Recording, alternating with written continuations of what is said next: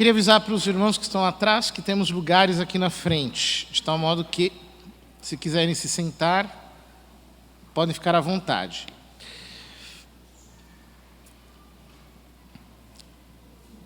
Neste segundo domingo do Advento, a igreja nos leva para o deserto da Judéia.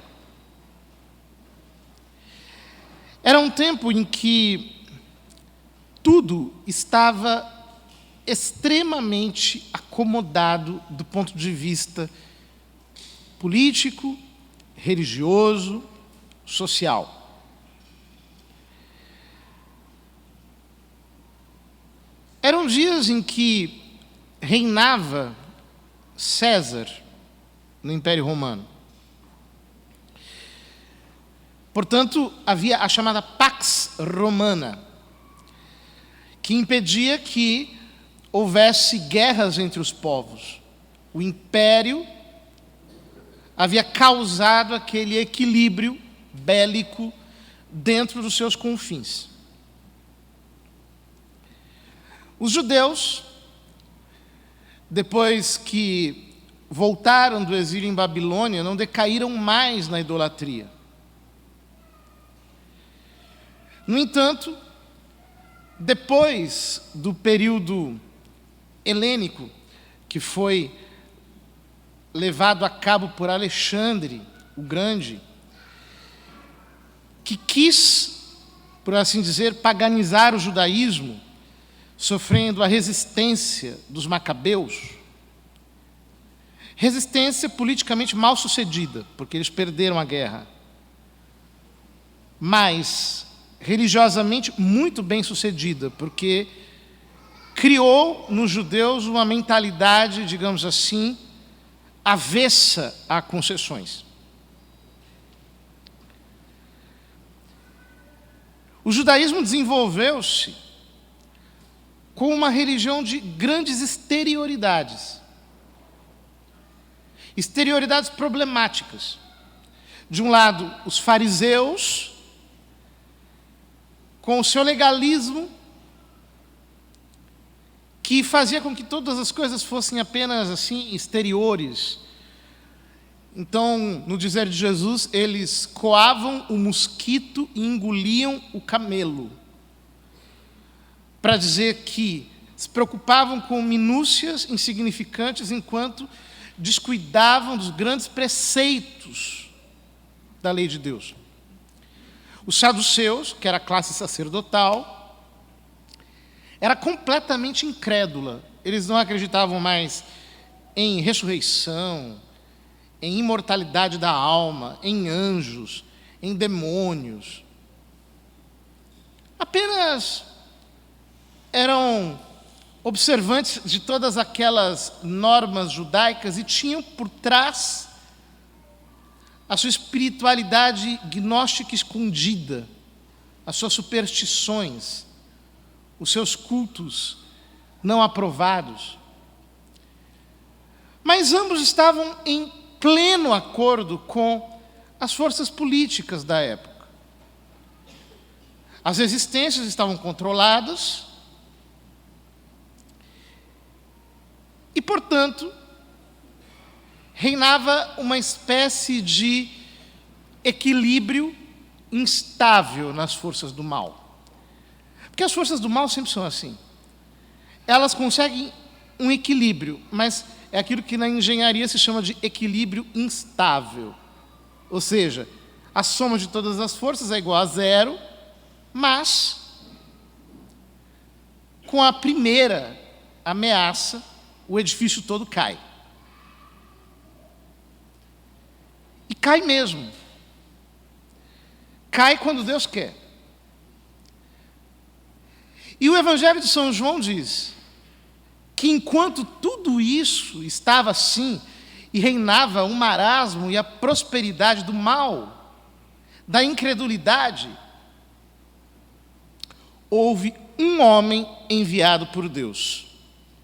E o seu nome era João. Um homem. Um homem abalou tudo. Um homem causou em Israel. Um homem que chegou para desorganizar o consenso. Um homem que veio para ser a voz e a postura dissonante que colocou tudo sob interrogação. Um homem que não fazia questão nenhuma de parecer normal, aceito, politicamente correto, bacana, um homem que não quis ser entendido por ninguém. Um homem que chegou completamente imbuído do chamado que Deus lhe fizera. E ele tinha apenas uma pregação. Era um homem de um sermão só, de um discurso só. Convertei-vos e crede no Evangelho. Convertei-vos, porque o reino dos céus está próximo. Convertei-vos. Era uma palavra dura, mas era a palavra verdadeira, aquela que precisava ser dita naquele momento. Mudem a sua forma de pensar, mudem o seu comportamento, mudem a direção da sua vida, mudem todas as suas concepções, convertam-se. Quantas vezes alguém chegou para nós e disse, se converta? Você tem que se converter, porque você está errado. Tome posição. Se converta, porque o reino dos céus, a soberania de Deus, vai chegar, está chegando, ela está perto, ela está próxima. E quando a soberania dele cair sobre a terra, ai de quem não estiver do lado dela. Convertam-se. Era a mensagem de São João Batista. E São Mateus nos diz que ele foi anunciado pelo profeta Isaías, que disse, esta é a voz daquele que grita no deserto. Preparai o caminho do Senhor, endireitai as suas veredas. A imagem é a do povo como se estivesse saindo de novo do Egito. E um arauto que vem à sua frente gritando pelos caminhos. Endireitem as estradas, endireitem as veredas, porque o Senhor está chegando. Preparem o caminho dele, ele está chegando. Ele conduz o seu povo da escravidão para o deserto. É por isso que tudo na postura do Batista é profético, tudo é ensino. Tudo comunica. João usava uma roupa feita de pelos de camelo e um cinturão de couro em torno dos rins. O design que ele utilizava era profético. Eram vestes que remetiam ao profeta Elias, que também se vestia de saco e tinha um cinturão de couro na cintura. Ele está dizendo, eu sou o Elias prometido por Malaquias, no final da sua profecia. Vocês estão achando que tudo vai continuar assim, inabalável, porque já tem quase 500 anos que Deus não levanta nenhum profeta em Israel. O último profeta tinha sido Malaquias. Então vocês estão achando que agora são vocês que estão agindo. Só que houve um homem enviado por Deus e o seu nome era João. Chegou um profeta, e quando um profeta chega, as estruturas se abalam. Ele chega com o poder de Elias, com a unção de Elias, com o zelo de Elias. Daquele Elias que diante de Acabe, um homem covarde apesar de ser rei, e de uma rainha ímpia, iníqua, Jezabel, que havia introduzido o culto de Baal e de Áshera, com os seus 450 feiticeiros por todo o reino, não se vergou. Fugiu também para o deserto. trancou os céus de Israel para que não chovesse durante 3 anos. Depois profetiza e chove de novo. Então ele volta, mata 450 profetas de Baal depois do seu desafio no alto do Monte Carmelo. Busca a face de Deus. Um de Jeú, aquele que libertará Israel de Jezabel. Eu venho com o poder de Elias, ninguém me segura. Eu venho com a mesma unção, com o mesmo zelo. A única coisa que me importa é que eu ardo de zelo pela glória do Senhor. Eu estou olhando para o Deus de Israel e para os seus altares que estão profanados. Ele comia gafanhotos e mel do campo. Ele era um homem que não estava preocupado com finezas, com nenhum tipo de bem-estar. Ele era um homem que assumiu a atitude dos tempos finais. Um homem que disse: até que o Senhor chegue, até que comece o seu ministério, eu não vou me dar ao conforto, ao luxo, à comodidade. Eu vou jejuar, eu vou me sacrificar, eu vou me expor aos frios do deserto, aos calores do deserto. Eu vou comer gafanhoto. Eu vou comer mel do campo. Eu vou me alimentar de grosserias, porque eu sou um homem dos tempos finais. Eu sou um homem da chegada de Cristo. Eu estou completamente fascinado com a chegada dele. Esta é a única coisa que me preocupa. A minha vida está consagrada a isso.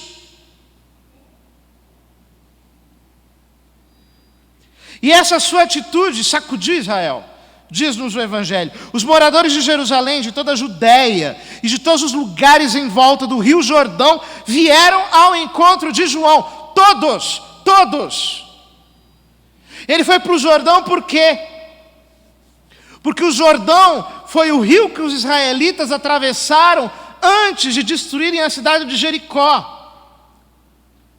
Saindo do deserto, vindo na sua marcha de 40 anos, desde o Egito, Deus realiza uma segunda abertura, dessa vez não do Mar Vermelho, mas do Rio Jordão.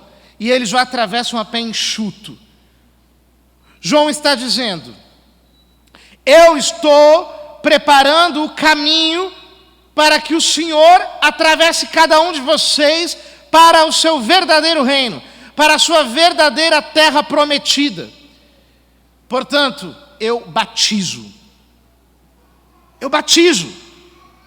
Confessavam os seus pecados e João os batizava no Jordão. Eu batizo, eu mergulho.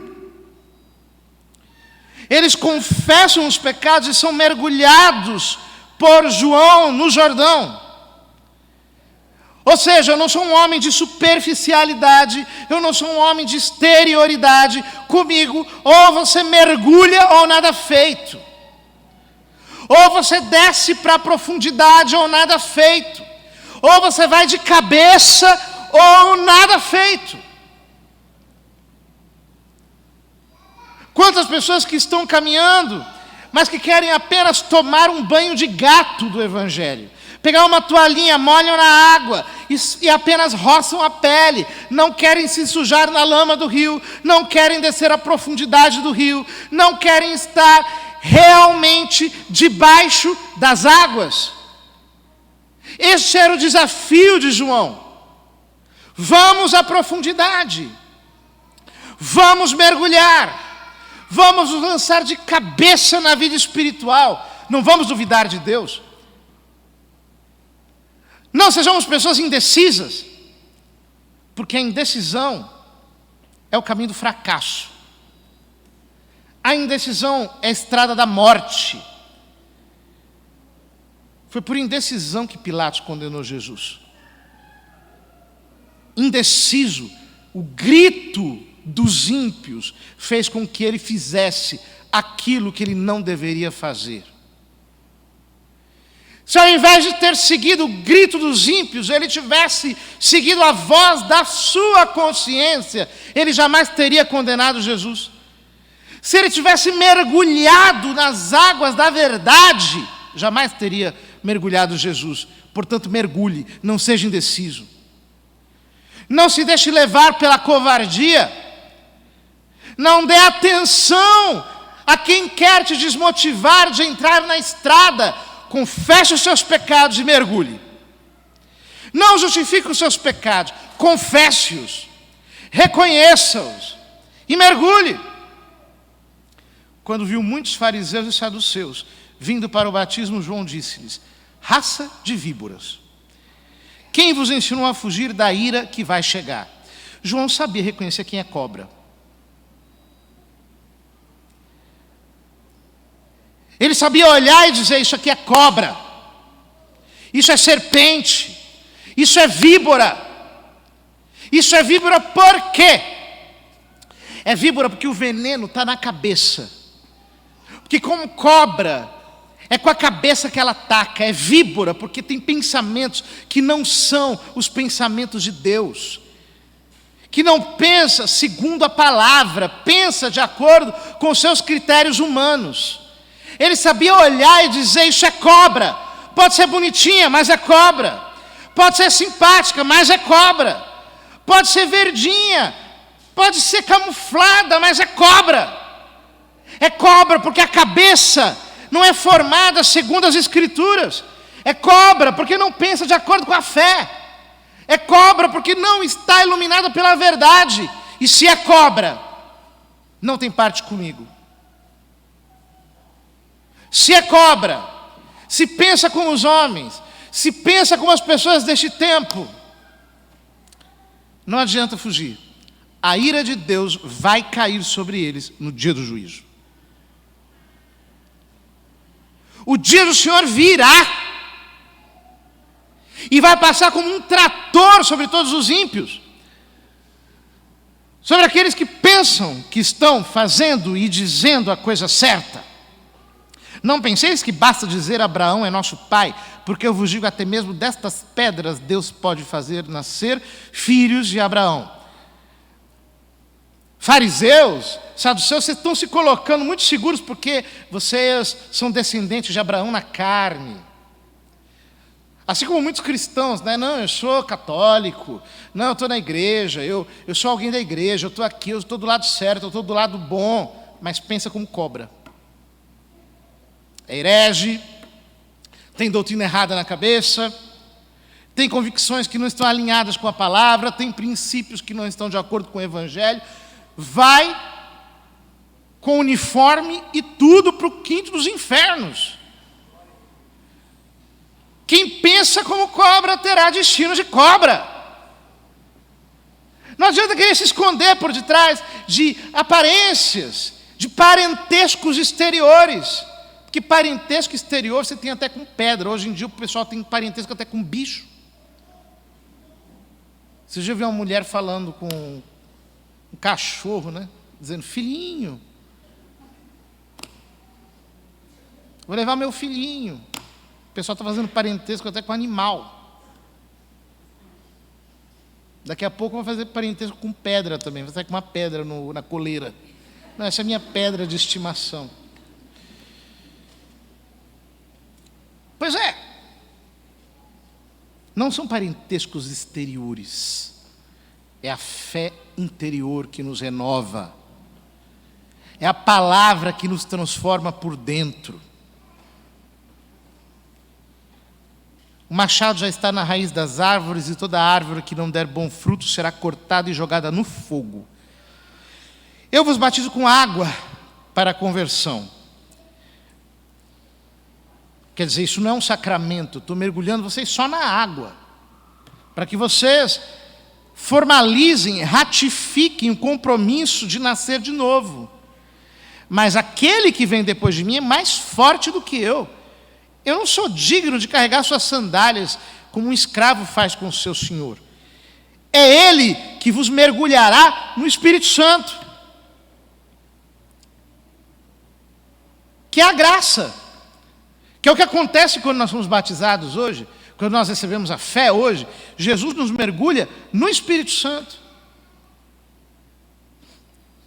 Mas ele também mergulha no fogo. Ou seja, se você não aceitar o batismo da graça, você vai ter que aceitar o batismo do juízo. O fogo vai cair sobre você. Ele está com a pá na mão, ele vai limpar sua eira e recolher seu trigo no celeiro, mas a palha ele a queimará no fogo que não se apaga. Este é o batismo do fogo. É o mergulho na condenação. Ora, queridos irmãos, isso tudo é sério demais. E nos mostra a necessidade de sermos homens e mulheres completamente tomados pela palavra de Deus, pela vontade de Deus, pelo compromisso com Deus. Não tenha medo de ser extravagante, não tenha medo de chocar, não tenha medo de causar um escândalo positivo nas pessoas, não tenha medo de deixar as pessoas assustadas pelas suas opções de vida, não tenha medo de não se vergar a este mundo podre, não tenha medo de fazer com que se encha de estupor essa gente que na sua mediocridade está muito tranquila porque não vê um cristão que realmente é comprometido com a palavra a ponto de colocar o seu conforto em crise. Não tenha medo. Não tenha medo de chegar para os outros e dizer: isso eu não assisto, aquilo eu não escuto, isso eu não faço, eu não estou com vocês nisso, eu saio desse grupo porque isso aqui não me pertence, não tem relação comigo, não quero saber. Não tenha medo de romper com o pecado, com o mal, com a corrupção, com a imoralidade. Não tenha medo de cortar os laços de Satanás. Nós precisamos assumir o espírito de João Batista e termos em nós o zelo por Deus. Quantas vezes nós precisamos dizer: olha, isso aqui não serve para mim, porque eu tenho zelo pela glória de Deus. Não quero saber. Não me pertence. Não tenha medo de ser julgado como esquisito, como estranho. Dezembro você vai encontrar um monte de gente. Prepare-se.